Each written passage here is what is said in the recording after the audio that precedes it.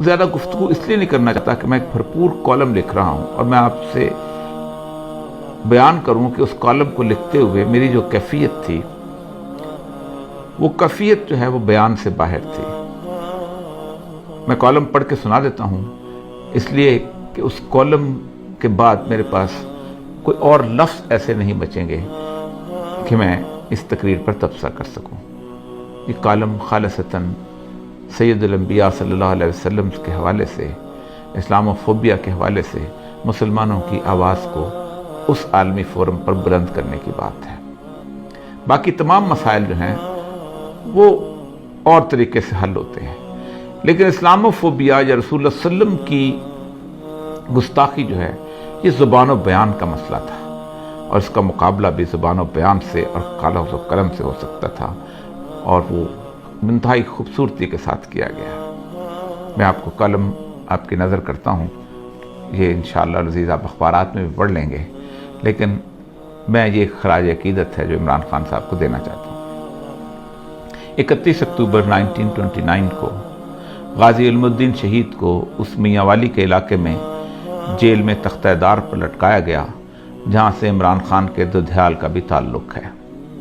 لیکن کس قدر حیرت کی بات ہے کہ اس عاشق رسول کے آباء اجداد میں سے بابا لہنا نے جب اسلام قبول کیا تو اس نے لاہور کے سرحدی علاقے برکی ہڈیارہ میں آ کر ٹھکانہ بنایا۔ یہ وہی برکی ہے جو عمران خان کا ننہال ہے۔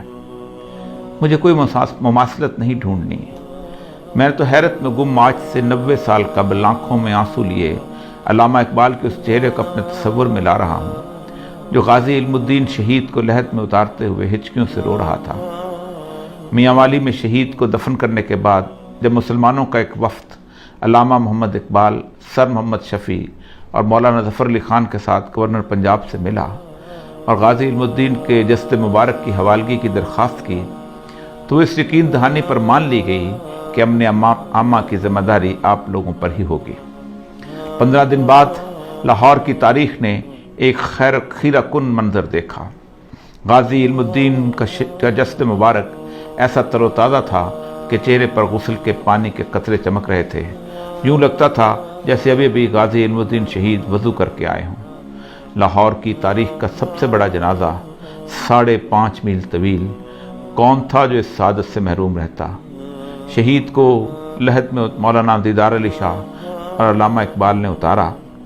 میت کے سرہانے کھڑے آنسوں سے تر اس عاشق رسول اندلیب باغ حجاز اور پروانہ رسالت علامہ اقبال نے کہا، ترخان کا بیٹا آج ہم پڑھے لکھوں سے بازی لے گیا اور ہم دیکھتے ہی رہ گئے۔ ہر وہ شخص جو سید الانبیاء کے ناموس اور حرمت سے محبت کرتا ہے، اس کی کیفیت اس وقت بالکل ویسی تھی جب عمران خان عالمی فورم پر سید الانبیاء صلی اللہ علیہ وسلم سے مسلم امت کی والہانہ محبتوں کا اظہار کر رہا تھا۔ ایسے میں میرے پاس اسے نظر کرنے کے لیے آنکھوں میں ڈبڈباتے ہوئے آنسوؤں کے سوا کچھ نہ تھا۔ کون ہے جس کا دل زخمی نہیں ہے؟ کس کی راتیں سالوں سے بے خوابی میں نہیں گزرتی کہ اس کے پیارے رسول صلی اللہ علیہ وسلم کی شان میں روزانہ گستاخی ہوتی ہے اور وہ بے بس و لاچار ہے، اس کے بس میں کچھ نہیں۔ وہ پکار کر بتانا چاہتا ہے کہ میں اس مدینے والی سرکار سے اپنی ماں، باپ، بہن، بھائی اور اولاد سے زیادہ محبت کرتا ہوں، اور یہ میرا آخری سرمایہ ہے، یہی میرے ایمان کی جمع پونجی ہے۔ لیکن اس کی آواز سدا بصہرا ہے۔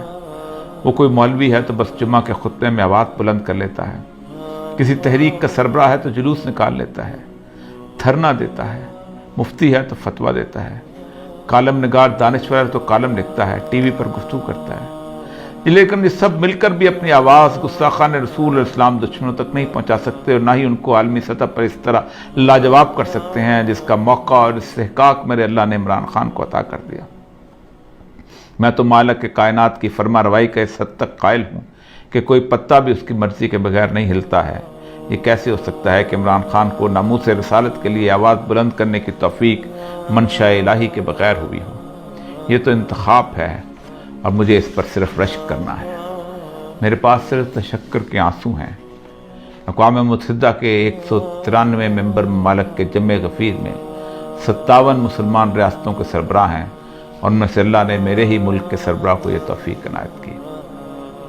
شاطمین رسول کا قصہ کوئی تازہ نہیں ہے، مغربی دنیا میں اس کا آغاز سید الانبیاء صلی اللہ علیہ وسلم کے وصال کے تقریباً 150 سال بعد 780 عیسوی میں ہو گیا تھا، جب ایک شخص تھیوفس دی کنفیسر نے رسول اکرم صلی اللہ علیہ وسلم کی شان میں گستاخانہ سوانحی خاکہ تحریر کیا تھا۔ یہ واحد شخص ہے جسے اپنے زمانے کے عیسائیوں کے دونوں بڑے گروہ یعنی رومن کیتھولک اور مشرقی آرتھوڈاکس نے 12 مارچ 817 میں اس کی موت کے بعد اسے ایک قابل احترام سینٹ کا درجہ دیا اور اسے پوری عیسائیت کا مشترکہ راہب قرار دیا۔ اس ملعون کی موت کے بعد سے آج تک یعنی 1200 سال تک مغربی دنیا کی پوری علمی تاریخ اسلام دشمنی، اسلام فوبیا اور سید الانبیاء صلی اللہ علیہ وسلم کی گستاخیوں سے بھری ہوئی ہے۔ کوئی بڑا مورخ اٹھا لیں، آپ کو اس کی تحریروں میں اسلام اور سید الانبیاء صلی اللہ علیہ وسلم سے نفرت ملے گی۔ یہ نفرت اور تعصب ان کی تحریروں میں اتنا واضح ہے کہ وہ تکلیف دہ حد تک جھوٹ بولنے سے بھی گریز نہیں کرتے۔ آپ کوئی بڑا نام لے لیں، William Muir, Margoliouth, Max Weber, doctor Sprenger, Toynbee, sir Hamilton Gibb, Montgomery Ward, Thomas Carlyle, غرض ایک لمبی فہرست ہے جس میں ہر کسی نے ہر صدی میں اس جرم میں حصہ ڈالا۔ یہ وہ مورخین ہیں جنہوں نے تاریخ میں اتنا جھوٹ بولا ہے اور اس صفائی سے بولا ہے کہ آج مغرب کا ہر بچہ اور میرے ملک کا انگریزی میڈیم تاریخ پڑھنے والا ان 12 سالوں میں لکھے ہوئے اس جھوٹ کو تاریخی ماخذ یعنی ہسٹوریکل سورس سمجھ کر سچ مان لیتا ہے۔ یہ ہے وہ صدیوں پر محیط سازش جس کے خلاف مسلمانوں میں سے محبت رسول کے امین علماء کرام، مفتیان، حکام اور ادیب و دانشوروں نے ہمیشہ آواز اٹھائی، لیکن یہ تمام آوازیں اس امت کے لوگوں کے لیے تسکین روح کا باعث تو بنتی رہیں، لیکن مغرب کے لیے ایک چھوٹا سا واقعہ بھی نہ بن سکیں۔ عمران خان کی تقریر ایک بہت بڑا واقعہ ہے۔ یہ 2 وجوہات کی بنیاد پر زیادہ پر اثر ہے، جادوئی تاثیر رکھتی ہے۔ پہلی وجہ یہ ہے کہ وہ اس مغرب کی تہذیب کا ہیرو رہا ہے۔ اسے یورپ کے نوجوان لڑکے اور لڑکیوں نے دہائیوں تک اپنے دل کا شہزادہ، ہارٹ تھروب بنا رکھا تھا۔ ایسا شخص جب میرے آقا سرکار دو عالم صلی اللہ علیہ وسلم کی ناموس کا پرچم اٹھاتا ہے تو پھر مغرب سوچنے پر مجبور ہو جاتا ہے۔ ان کا یقین ایسی تمام جھوٹی تحریروں پر متزلزل ہو جاتا ہے اور وہ اصل اسلامی ماخذ کی طرف رجوع کرتے ہیں۔ دوسری وجہ یہ ہے کہ ایک بہت بڑے اسلامی ملک اور ایٹمی طاقت کا منتخب وزیر اعظم ہے۔ اس کی آواز پورے عالم میں گونجتی ہے اور وہ بھی ایک عالمی فورم پر، تو پھر وہ صرف عمران خان نہیں بلکہ 22 کروڑ مسلمانوں کا نمائندہ بن جاتا ہے۔ ایسا نمائندہ جسے 1.5 ارب مسلمانوں کی نمائندگی کا حق اور میرے آقا کی ناموس کے تحفظ کا شرف بھی خود بخود حاصل ہو جاتا ہے۔ ایسے مواقع گزشتہ 30 سالوں میں بے نظیر زرداری، مشرف اور نواز شریف کو بھی اپنے دور اقتدار میں ملے تھے، لیکن انہیں یہ سعادت حاصل نہ ہو سکی۔ سلمان رشدی کی واحیات کتاب 1988 میں آئی تو پورا عالم اسلام سراپا اشتعال تھا۔ بے نظیر اس کے خلاف احتجاج کرنے والوں پر گولی چلانے کی فرد جرم لے کر دنیا سے رخصت ہو گئی۔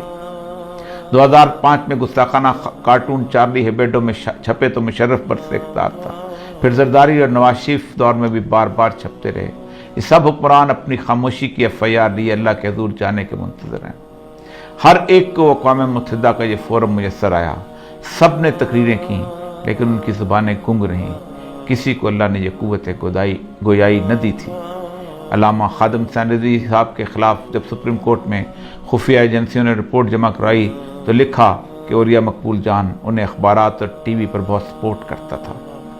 میں نے فرد جرم کے جواب میں کہا تھا، ناموس رسالت کے لیے اگر بدترین ڈاکو اور بدنام ترین ڈاکو بھی کھڑا ہوگا تو میں اس کی جوتیاں اٹھاؤں گا۔ اس وقت عمران خان کی تقریر کے خلاف بولنا یہ ثابت کرے گا کہ آپ کو ناموس رسالت سے نہیں بلکہ اپنے نفس کی ریاکاری سے محبت ہے۔ میری حالت تو اقبال کے آنسوؤں سے بھیگے چہرے والی ہے کہ ساری زندگی ناموس رسالت پر لکھتے بولتے رہے اور ایک مغرب زدہ کھلاڑی بازی لے گیا۔ وہی کیفیت ہے جو اقبال کی تھی۔ میرے پاس ان ٹپٹپاتی آنکھوں میں آنسوؤں کے سوا کچھ نہیں ہے، شاید اس راستے میں یہ قبول ہو جائے۔